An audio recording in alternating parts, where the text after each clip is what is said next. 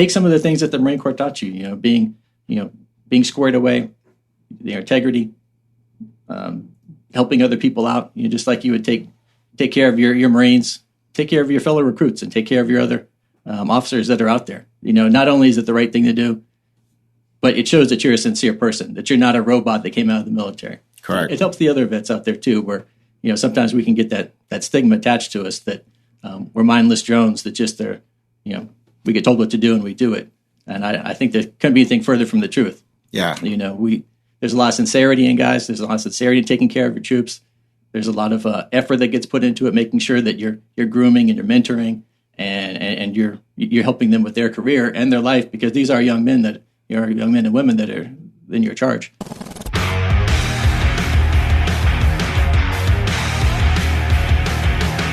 Veterans Battalion. What's up, everybody? Veterans Battalion here. We are episode 7. What's up, guys? Damn, another episode. We got a special guest here. Before we go there, Coat. One battalion, one company, one squad, one team, one fight. He's actually been practicing on that for like fucking... I wanted to get the voice down. Yeah. He wants to know if he could even copyright that. And I'm like, let's start somewhere. Well, man, excited. We got a special guest today, former Marine, Mel Hog, active duty Marine Corps, LAPD now, bomb squad. Interesting. I got the pleasure to serve with this guy overseas. So I'm sure we got some great stories, man. So welcome to the war room, brother. Thanks, man. Appreciate it. Yeah. So actually, he reached out to me.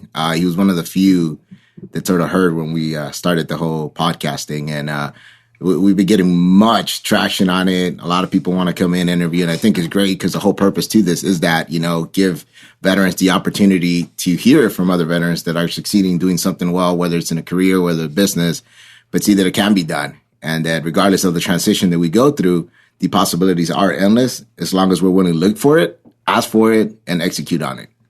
So most definitely. Was he over there at that party with you this weekend? No, he was not. I saw the photo. Did you see this dude at this party this weekend?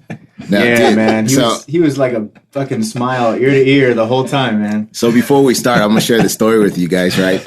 So I get invited to be featured at this magazine for Mari magazine. They shot at one of my properties, and obviously beautiful girls everywhere, man. So it's me, my buddy. He's an attorney. We show up. Natalie Marie's there. Like, you have all these, like, Farah. That girl Farah was there. So you got all these girls, dude. And I'm on the VIP side. And all these girls are making line to take picture of me. So I'm like, fuck, they must have read my article. They said fucking Marine there. They're like, so I'm like, shit. So I'm like taking these pictures. And then about 20 of them, one of them comes and starts asking me about contouring. And I'm like, wait, what?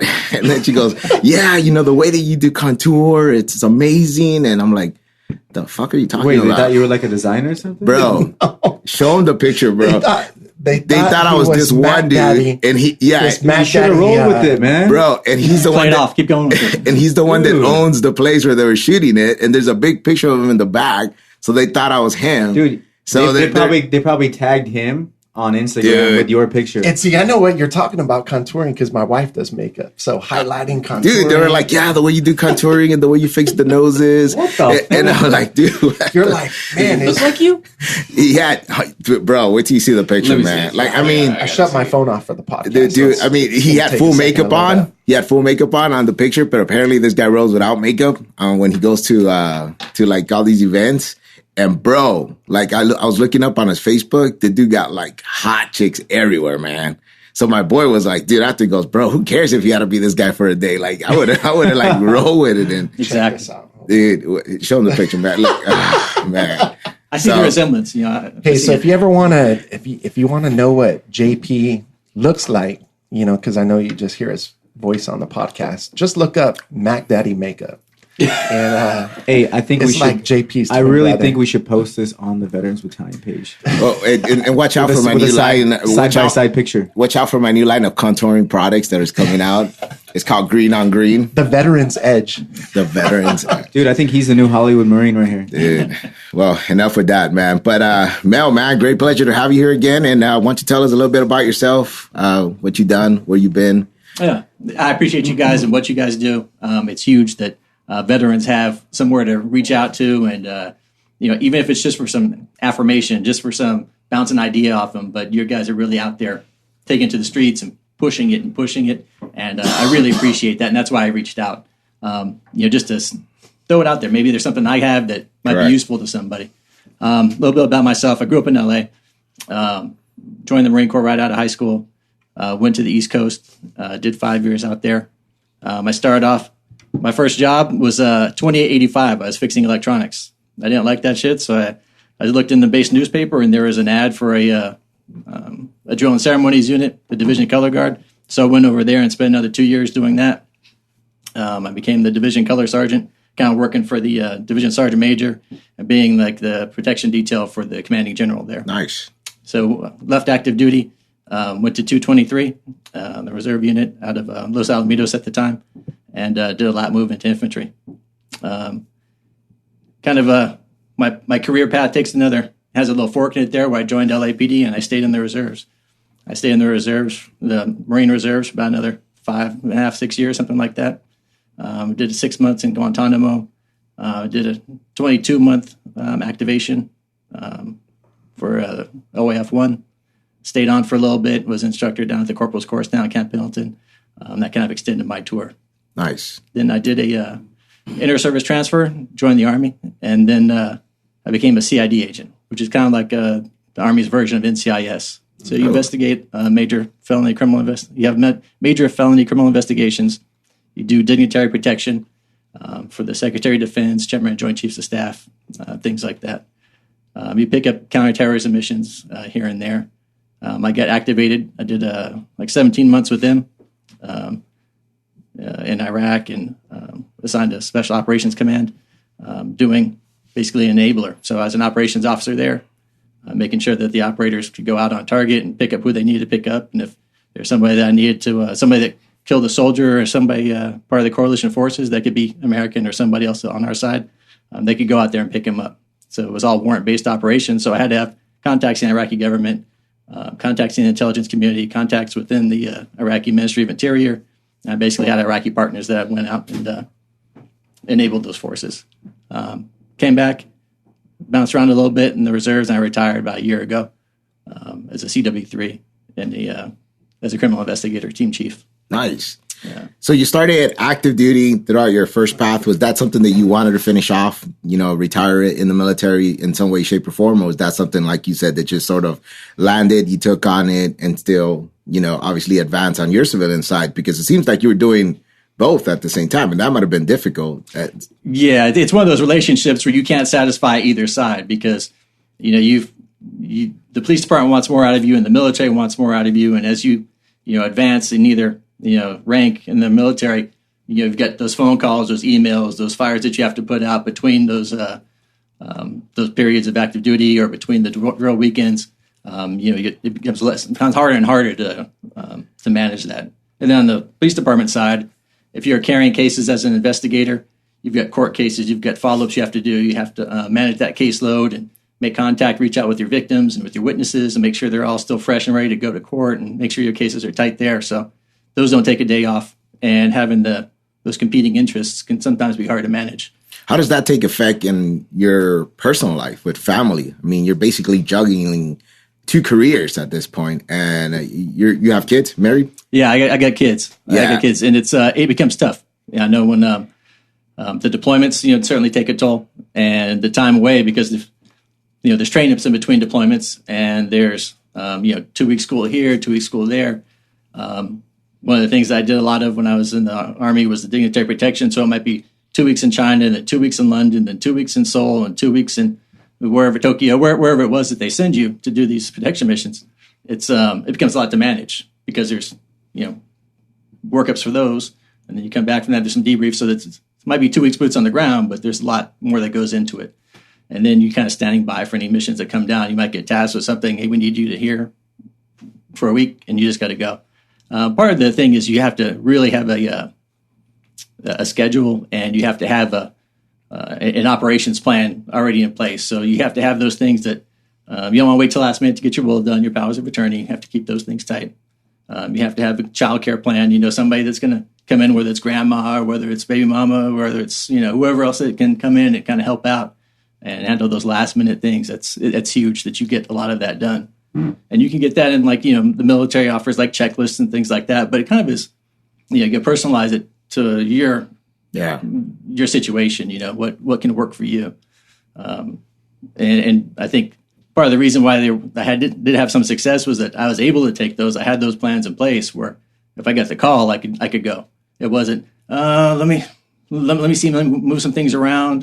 It was always, yes, I can make it happen because people around me knew that I could bounce it. So what were some of the sacrifices that you had to make, though, during that process that either you regret now or you look back and wish you would have done, or vice versa? Because, I mean, obviously, you have a very successful career that you have established, which started from you joining the Marine Corps and ladding to all these positions and taking on great, amazing roles that you have done. I mean, what were some of the sacrifices that you had to take in order to make those achievements? I think it's the hours put into it. And it's because especially on the, if I go into the LAPD side and my LAPD career path, there's time that's spent not only you working, but then you come in for court, and then there's getting to know people and networking. And a lot of that is extra time spent, whether it's networking at the local bar or whether it's networking at like a family day or whether it's networking at somebody's retirement party. But all those things, kind of pay dividends in the end, not only because, you put yourself out there, but you get to know more people and you know who to trust and you know who to rely on. You find mentors out there. And while professionally that's great, the time is, you can't get that back. Yeah. So I think I could have been more streamlined about it, looking back, rather than just being all out there, all about it. I could have streamlined it, maybe more targeted in the time that I spent. Because at the time, during that time, did you have kids as well? I did. So I had my kid. I had my oldest on active duty. He's a Marine down at Camp Pendleton right now too, okay. And so he kind of grew up in with that kind of environment. He was born on base at Camp Lejeune. He expected to see me sometimes. I wasn't there. The deployments and the train ups and the going to the field and stuff like that. That was it definitely took its toll. But I think looking back, he understands it now. But now looking back on you feel like you could have streamlined it a little bit better to have. Is it more of a balance, with the time at home with the family? I think so. I think it's a balance where I could have spent some more time at home and not been at every function. Some of it was just to have fun, hang out with the boys, and then some of it was legitimate work to be done. That I don't think I could have streamlined that part of it.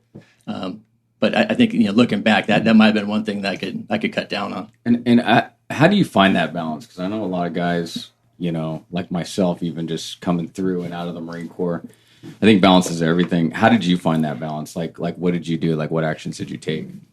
I really started writing things down and establishing a schedule for myself, and not necessarily a schedule, but more of like a framework.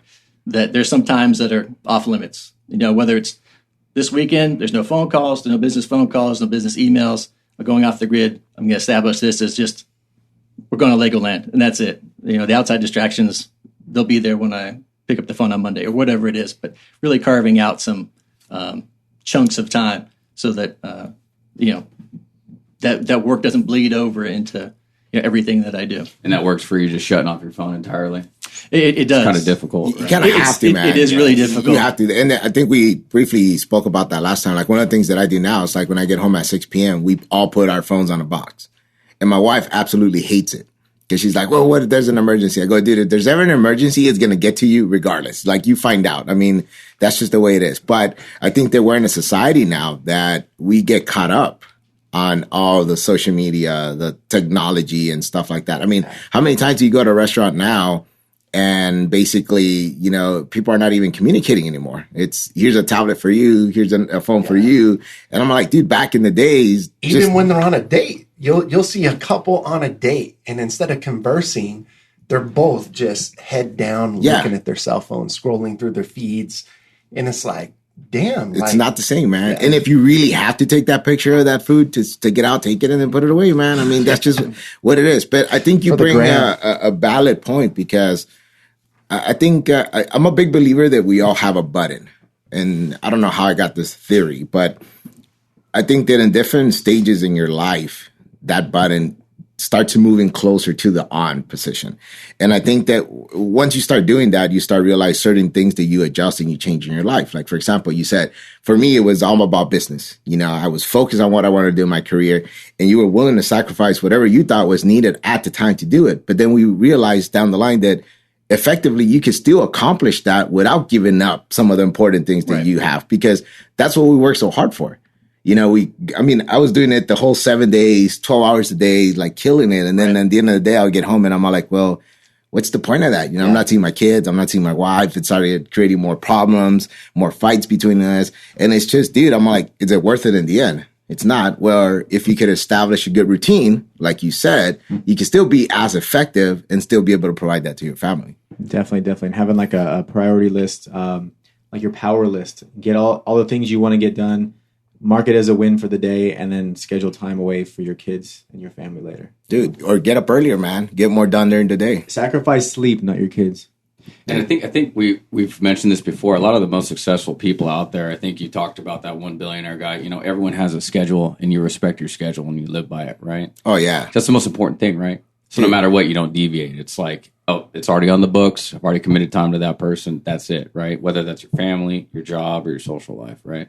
Yeah, dude, I got a meeting with Sharon, and he literally sends me his calendar. And this is one of my mentors, and this guy's very successful. Sends me his calendar, and he's like, dude, unfortunately for this week, all I have is 15 and 30-minute slots. Choose one. And I'm like, fuck. No shit. But, dude, that's how it is. These guys, they're down to the T. Why? Because that family time is more important than anything else for them. And it is. So he's like, after that, I'm cut off, man. Like, that's it. I'm done. So choose between this time slot what you feel that works best for you. So let me ask you a question then, like something like Calendly, where you can actually block off. What do you think of that? Something like that? Dude, I block everything in writing and also. But do you have your clients set you up something on Calendly? No. So what I do is my assistant, for example, will send out my schedule for the week. Yeah. And then any appointments, like today, I had a client just out of nowhere jump and say, I want you to go take pictures of this property. I said, well, I can't. I said, and I'm completely blocked for the week. What I do is I could ask one of my vendors to go out. It might not be the best photographer I got, but since it's last minute and you're pushing me, this is what I could provide. And I'm not on it. It's my assistant talking to them. Why? Because I'm time blocked for this right now. I think that's a good concept of managed expectations. Where on the front end, if you tell them ahead of time, this is what you can expect based on the circumstances that you've given me. This is what I can provide you. And that way they don't have some unreal expectation of, to be way up here when you can't, under this time crunch, under your circumstances, you can't get there. What people don't understand is that, and I think that for anybody out there that's considering like whether business or public relations, or if we deal with the public itself, they have this expectation that if they say jump, like we have to just do it. And a lot of times when you start off, you feel that you have to in order to break in, or because you need, to get deals done or to get something. But that's the wrong way to go about it, because now you're exposing yourself out there that you're that one person that anytime fucking somebody says, hey, fucking this and that, you just drop everything and do it. Well, there's really no structure there. There's no structure and routine. And I learned that if I set my standard up front already, they're going to appreciate my value a lot more. Because they're going to say, okay, well, fuck. Yeah, that's what it is. Like this person, this is what I said. Hey, this is what it is.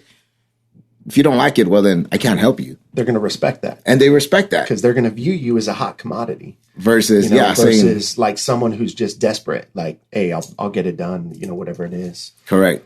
So going back real here, Mel, real quick. So your sacrifices, you go through the whole process from military, LAPD. How was that transition like? And what would you advise some of the veterans that are out there and are having that hard time when they transition out of it and are trying either to consider getting to the department or scale up or kind of juggle both positions like what you did? What would be that one advice aside of the timing and the proper, management that they should have? What else advice can you give them? I'd say be upfront about your background investigation. One thing that kind of hems a bunch of dudes up is they're a little shaky or they're not very precise, and they leave things open, leave things a little vague, If the background investigator has to hunt those things down or hunt those things, your justification for whatever it is that you did, he has to hunt that thing down. It's going to take longer. You're going to go to the back of the pile. Make that thing as bulletproof as you can by making sure that you have all the documentation up front. And I always say, meet with your background investigator. Talk to him. If you've got an extra slip of paper that you can add, go in there, make that face-to-face. Dress up in your suit, go down there, hand it off to him, do a face-to-face, because it personalizes your package rather than just being one of 300 that sits on his desk. He's looking for an excuse to push something to the side and clear an investigation. So if you can make it personal, if you have anything that he told you to work on, you come back with it, hand it off face-to-face.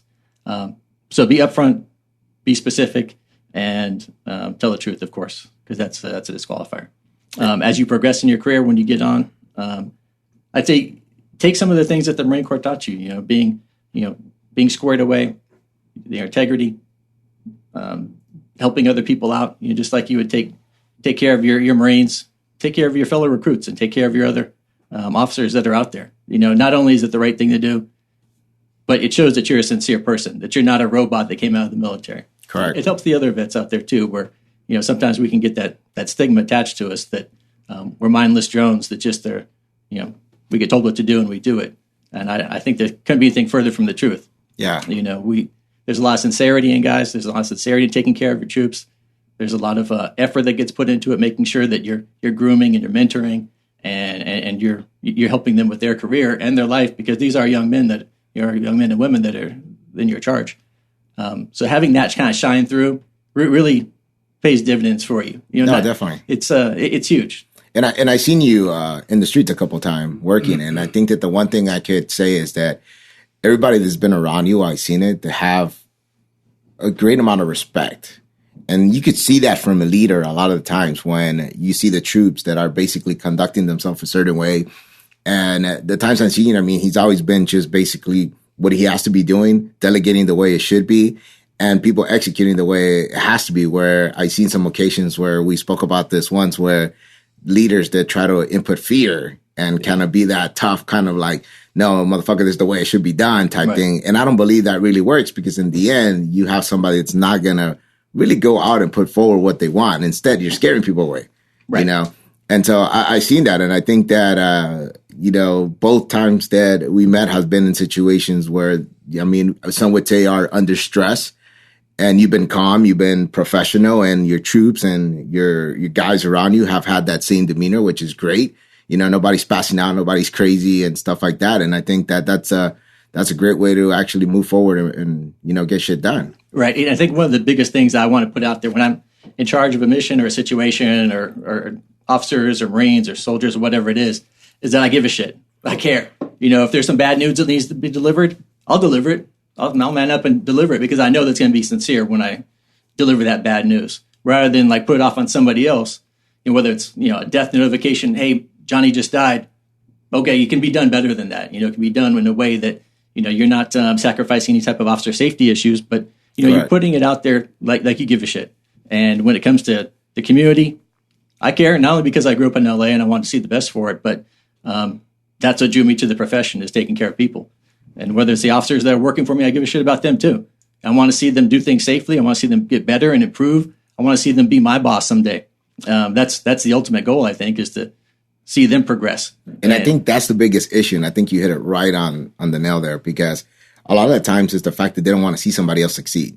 And I've had many people say, when I say, for example, if I ever had agents or anything, my goal is for them to outperform me. Right. I always say, I want them to outperform me. I want them to be better than me. I fucked up so many times that I want them to take that and learn from it. And then again, I've heard people like, why would you say that? Fuck that. Nobody should be better than you. You should dominate. And I'm like, well, that's not the mentality as a proper leader as you should have. But imagine training someone to be just like you or better. Like, that's the greatest feeling in the world right there. It is. 100%. And what you said right there, just letting them know that you care. So if they always know that you're looking out for their best interest, they're going to go to war for you. They're going to do everything for you, because they know that you got their back. They know that you want to genuinely help them succeed. And whether you're a manager or a leader, a CEO, whatever it is, when you lead from a position of or you manage from a position of authority, it'll never work. But if you let your friends, your employees know that you honestly care about them, then they're going to follow you. It's empowering. Yeah. It's empowering, because it gives them the feeling that, okay, I can make this decision. I can, he trusts me, and that they can use their initiative, and they can, that it's a force multiplier, rather than just stand there and wait to be told what to do. They're out there doing it. And I always make sure, there's always an open door policy where if you extend yourself a little too far, hey, help me out a little bit here. Not a problem. Not a problem. That's what I'm here for. As a supervisor, as a manager, as a leader, as a wherever billet title you want to put on there, you have to be. And you have to be constantly evaluating them too. Give them that positive reinforcement. Check them when they go a little bit too far, a little too wide. But it's having the ability and the nuts to go up to somebody and say, hey, you're not doing it right. You're all fucked up. Let me help you out. You're doing it like this. You should be doing it like this. Have you thought about doing it like this? Let's talk about it and having those conversations. Because if you just give somebody an order, you bark an order, you just tell them what to do, they might not know why or where that's coming from. But if you have that discussion with them and you talk about the pros and cons and put that out there, the wheels start working a little bit more than just doing that rote task. So when you get to like a new section, a new unit, a new group of guys, how do you establish that to let your junior Marines, officers, let them know that, hey, I care about you guys. I want, how do you set that? How do you set the tone? Sometimes it's a difficult process because to come into a place where you don't know anybody and to say that you care in an environment that's really macho and type A personality, it's hard to come with that approach. But I feel that over time, I want to put that out there. And whether it's in casual conversations at the water cooler or getting some lunch, getting a cup of coffee, just telling about yourself and not necessarily what you've done and look at me, but like kind of what your interests are. Maybe you have some interests that, kind of jive with what they've got going on or what their history is or their kids are playing this sport. Talking to them and then get a little bit deeper. I think that's, people sometimes just scratch the surface as far as who that next person is. Maybe it's a cubicle over for them. Maybe it's another black and white police car that's out there and you don't really get to know them, but I'd really like to know who they are, what makes them tick and what motivates them. What does this person want to do? Where does he want to go in their career? Maybe I can help you. Maybe I have contacts. Maybe Question for you. So you mentioned that you did death notifications before. Sure. And you've obviously dealt with death and you've dealt with a lot of things and you manage your family and you have to manage other officers. How do you handle this mentally? Because it gets overwhelming, I'm sure, and you have to release.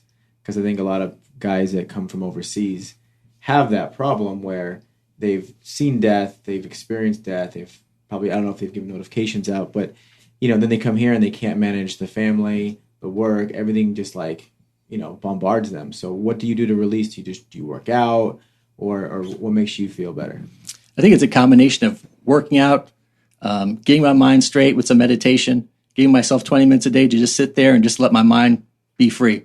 And I like to do a lot of travel. I do volunteer travel, so I do Cambodia, Zimbabwe, Vietnam, Thailand, just getting out there in the middle of nowhere for a cause. I took my son right before he joined the Marine Corps. I went up to Nepal and rebuilt houses. Nice. Stayed up in a tent on somebody's property up in the Himalayas. And, it kind of clears your mind and it kind of gives you something that when you leave the military, there's a void there sometimes. And that's helping people, seeing your little bit of sacrifice can be huge for somebody else. Working in Los Angeles, you handle a call, you're on to the next one. You don't know how you impacted people and you don't really see it. It may be huge, but you don't see it. But I think in situations like that, when you get down, you live in a village for a couple of weeks, you're sleeping on the floor and you're doing the work that nobody would do otherwise, if it wasn't for you being there. You see it and you're able to appreciate it. And it gives you that something that, for me, that the military had. They'd put me in those positions. They'd have me go someplace and I'd do something and I'd come back. But this is doing something on my own and it fills that void, I think. It's really good. I come back from that clear-headed. I was probably like a vegetarian for 2 weeks. Body's cleaned out. I'm ready to go, I think I can relate to you a lot because when we went to the relief efforts over in Hurricane Harvey, it was different. And I don't think I ever felt something like that before. And it was, this guy is responsible for all of that, by the way, Mr. Adam. Just talking to the mic here. Yeah. Yeah. But anyways, it was you were there too. It was different. I mean, especially like helping to rebuild some of the homes. Like we didn't do a ton. We're putting tarps up on roofs and stuff, but helping to rescue some of the animals and stuff. But I mean, you really see what people are living in, you know, after like a big condition like that. And I think that's a real big stress reliever. I liked it so much that I just thought about, you know, like, God, I could do this forever. Just travel the world and just, you know, just meet absolutely. people. It kind of goes back to Yeah. what we talked about on the previous podcast about when you leave service, you kind of lose that sense of purpose to your life. So it's very fulfilling when you just go and just help others, just find out some type of capacity.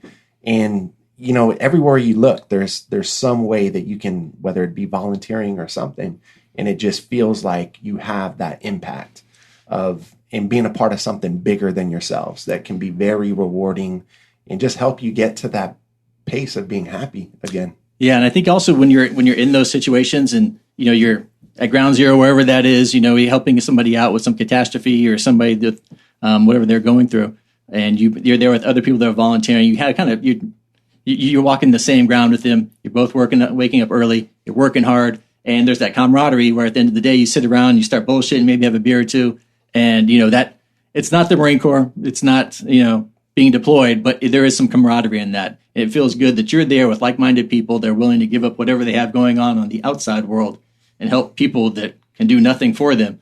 They're just there for the to help out, and there's an element of camaraderie in there that I appreciate too. Yeah, no, definitely. I think that, you know, we spoke about this too, of the whole fact that, you know, we get caught on this whole status quo that we feel that we have to meet.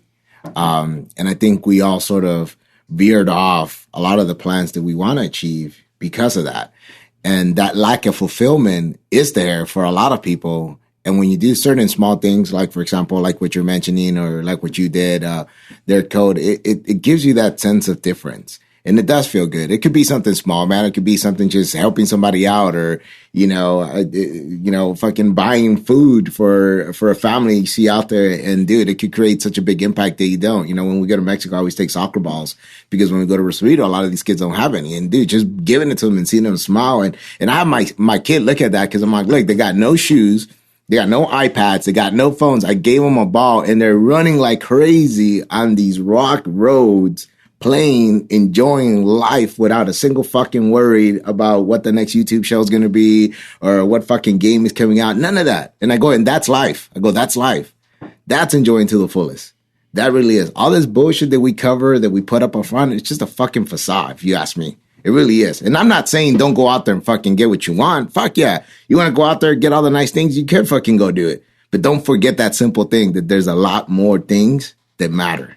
And I think a lot of kids understand that too, because you give them a big ass gift and they'll play in the box. You know, that's their spaceship or whatever. Yeah. They don't need whatever was in the box. And they broke it down to that basic element of fun, which is creativity and imagination, which is in that fucking box, not the 65-inch TV that you just pulled out of it. Exactly. You know, it's about the experience and the imagination of it. And I think sometimes as parents, we're the ones that fail. We get too lost on the bullshit that we're the ones that stop them. I remember my kids used to do the whole thing with the box, and I used to get them out like, stop doing that, put it away, and da-da-da. And then, you know, but I'd be like, fuck, they're just kids, you know, but it's again, us being caught up on that moment, on the bullshit that we're trying to fucking get done, that we forget about things like that and put it out that way. I'm a big offender in that. I'll tell them to stop doing that and then hand them an iPad. Here.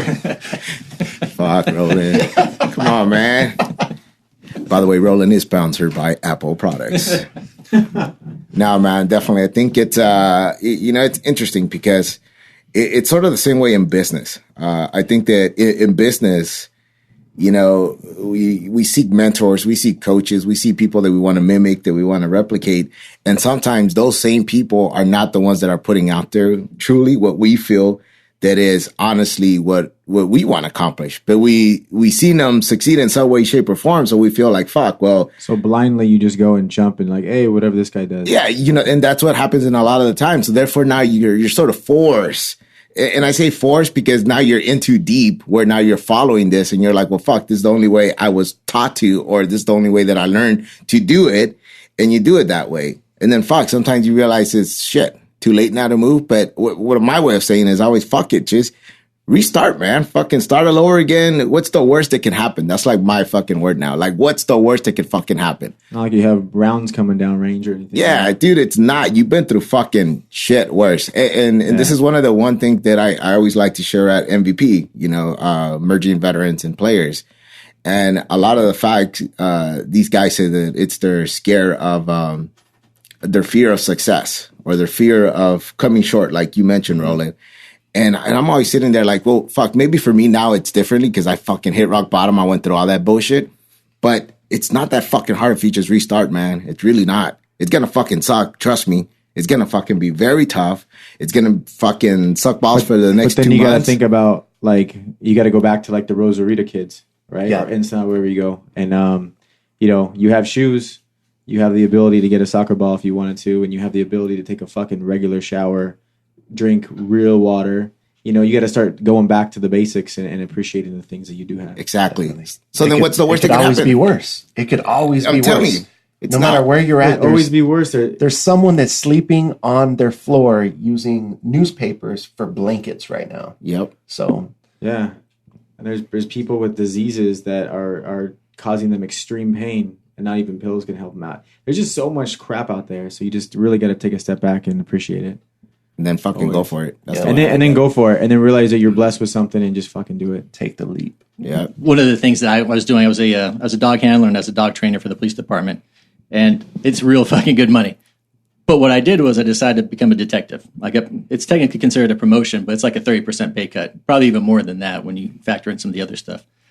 But I was thinking about it, and I'd done it for a long time, and I was like, it's time for a change. It's time to get recharged again. It's time to explore something else, the different side of my brain that I haven't used for a while. And people, you shouldn't do that. It's stupid. Why are you doing that? Think about the money you're giving up. Think about you're going to be a brand new detective in a new place. You might not know anybody. You've never done any detective work before. And I shrugged my shoulders, like, what's the worst that could happen? Yeah. And I'll rise up again. I'm not afraid of that. I'll land someplace, in another good job.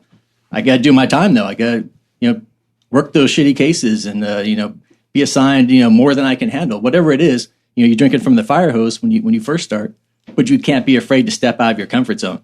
I'd worked myself into a position where I was very comfortable, and I think it was probably too comfortable. Yeah. And I needed something else to motivate me, to push me. I'd gone through 3 dogs. I'd gone to all the schools I wanted to go to, and it was time to try something new. And we move on and don't look back. Yeah, dude, you can't get uncomfortable. I mean, you can't get comfortable. That's the one thing I do say, dude. You got to fucking always, like, shake yourself up, man.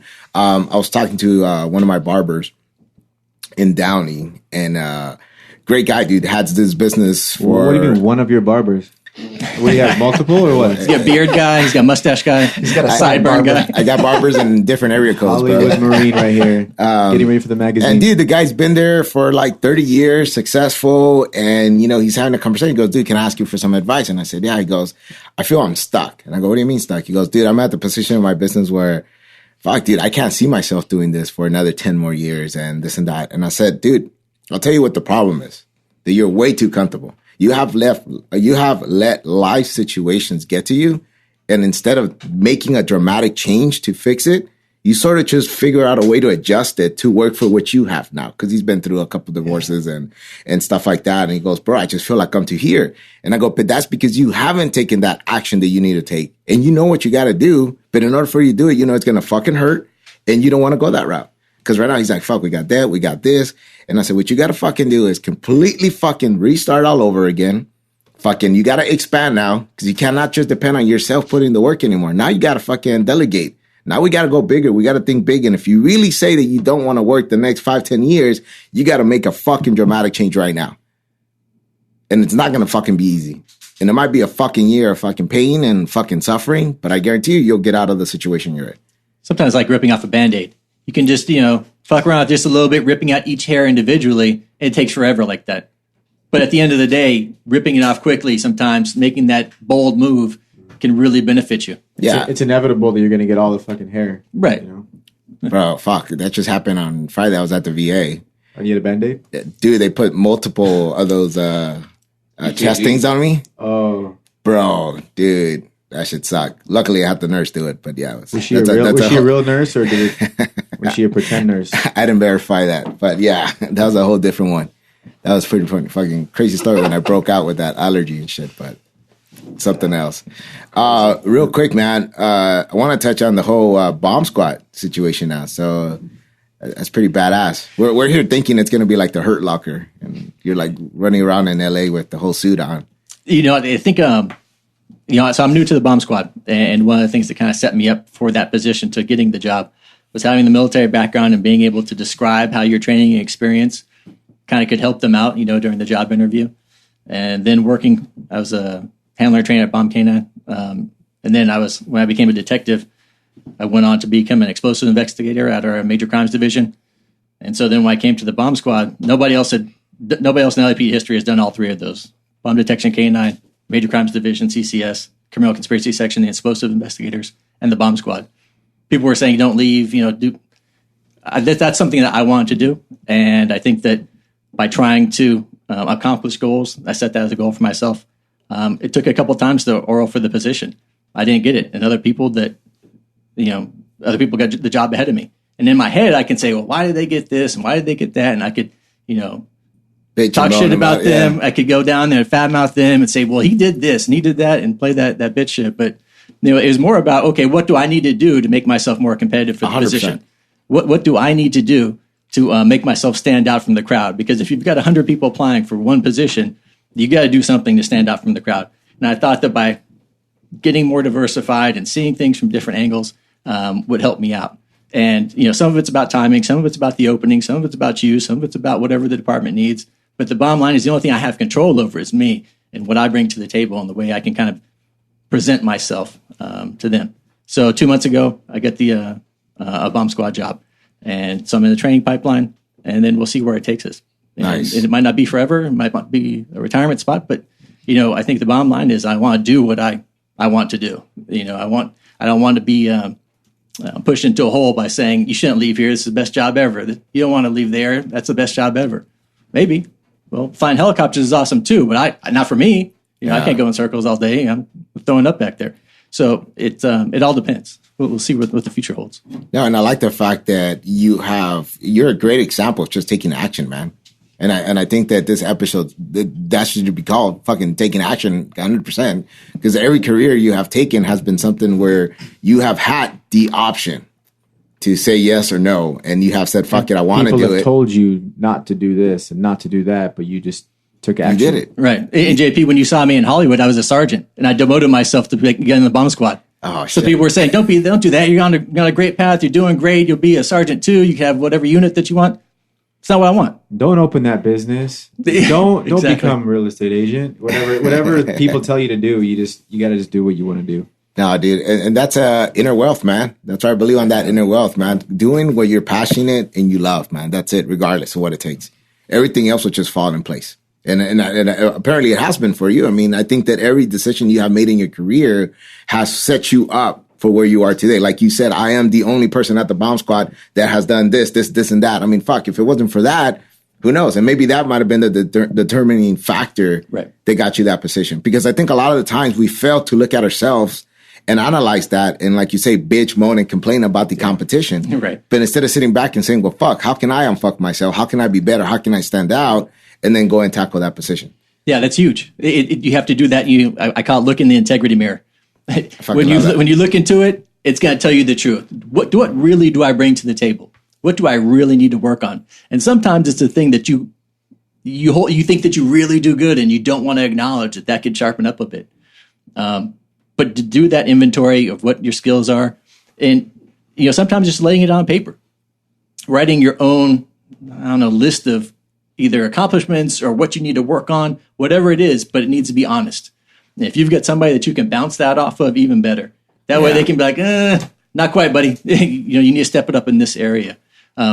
So sometimes you can do that to a mentor. If you've got a mentor that's out there that you feel safe, giving this to, don't bring it to that shady dude that's going to use it against you or whatever. But if you've got a mentor that you can bounce that off of, and he can give you that no bullshit, assessment of what you bring to the table, that's huge.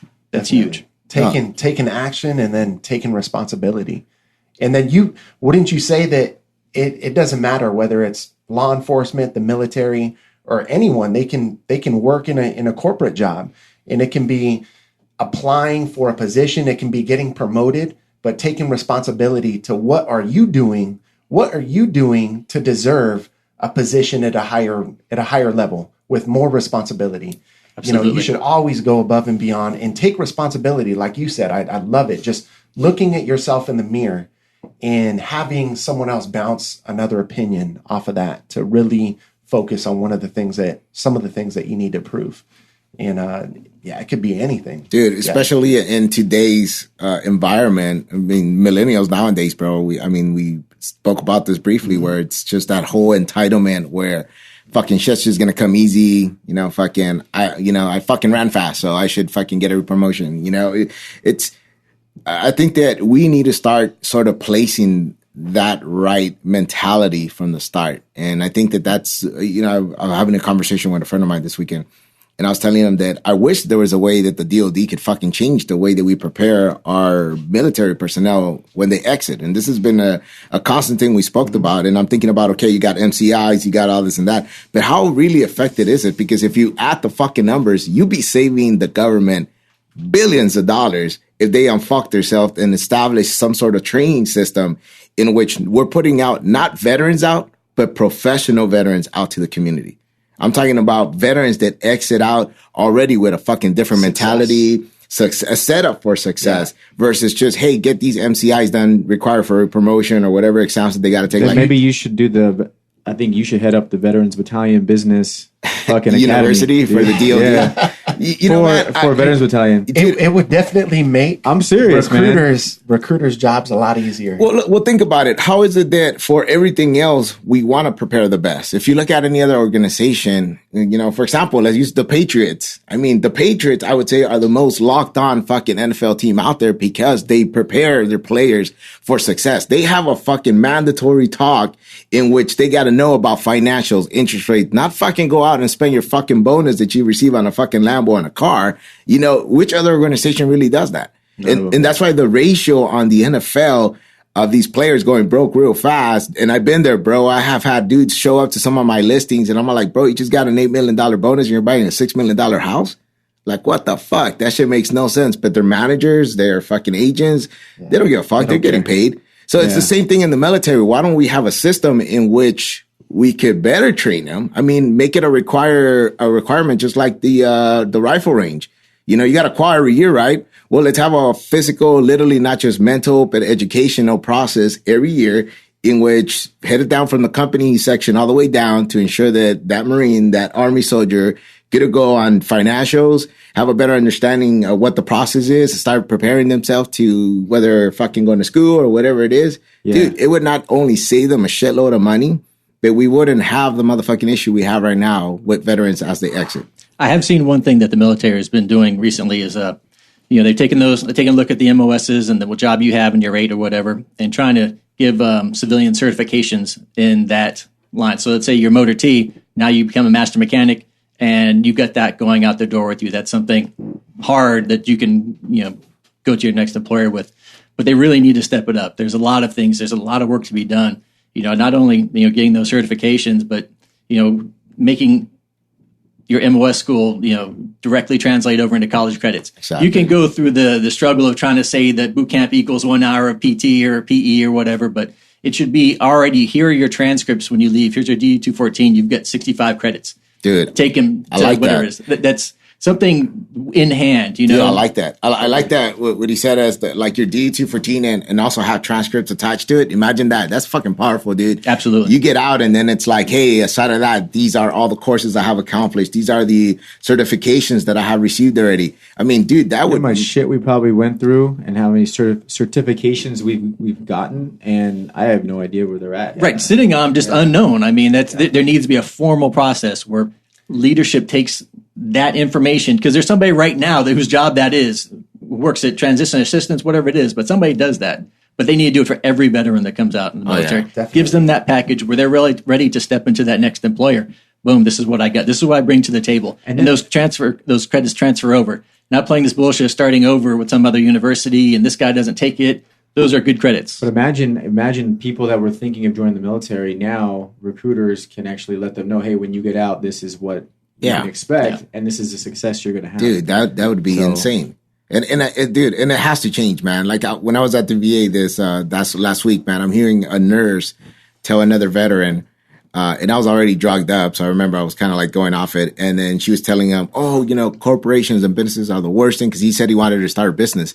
And she was saying like, oh, corporations and businesses are the worst thing you could do. All they do is they make these fictitious names so they cannot give other people opportunities. And the guy's like, fuck, really? Like, he's like, shit. Well, I hope you shoot her ass. And I'm like, what the fuck? And I'm listening. I'm like, dude, this is the bullshit they were fucking giving veterans. I'm like, this is why we have such a fucking problem. Well, not only we have idiots fucking consulting that she's probably unhappy fucking doing her fucking shift. They're covering for somebody else and trying to tell this veteran not to fucking proceed. And when I was exiting it out, I was a fucking young guy, dude. Fucking young guy. Maybe like, I don't know, 22, 23, fucking just recently got out. And I'm like, you already crushed that person. You're already fucking his mind up. It did. Yeah, that's crazy. So, but yeah, man, we need to change that real quick. Fucking ASAP. But, yeah, outside of that, man. So, let's, before we wrap it up here, I want to have, see what else you got forward, man. What else? And I do want to hear more about your Zimbabwe. Oh, it was ridiculous, man. Dude, I saw those pictures, man. That was. Yeah. So there's an organization called the International Anti-Poaching Foundation, and they do a program where you get embedded with the game rangers, and you go out on foot patrols with them.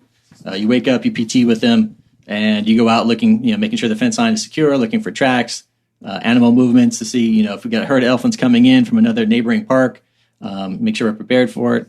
Dude, that's badass. And make sure the rhinos are all good to go.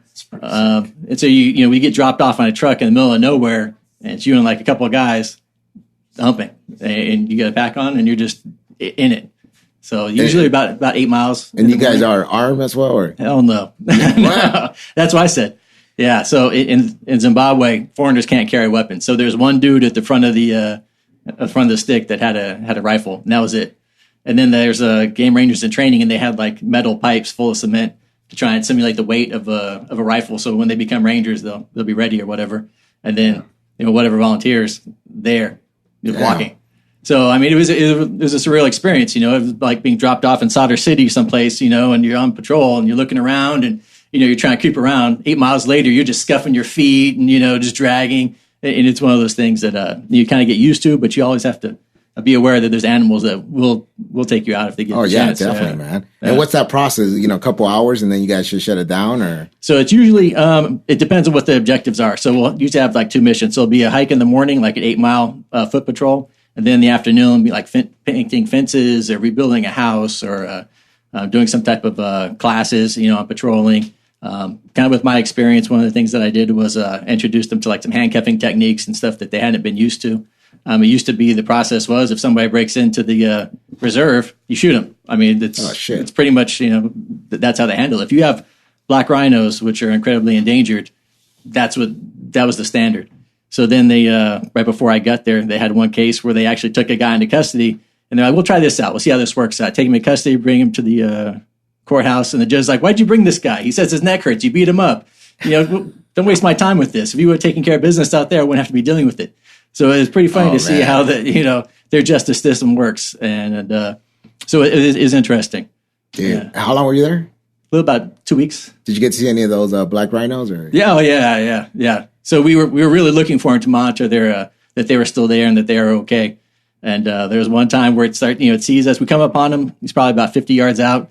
And we're silent. We're just standing there watching him. He turns in our direction, starts walking towards us, getting closer. And the dude that was leading it, the ranger, puts himself between me and the rhino and starts yelling at it. And it was probably about 30 feet. Scary shit, man. It was thinking this thing would put his horn through my chest at any second. But yeah, that's crazy, man. Yeah. Well, it's a good stuff, man. Good experience. And I'm glad you took the opportunity to come out here and share with us today, man. We definitely appreciate you.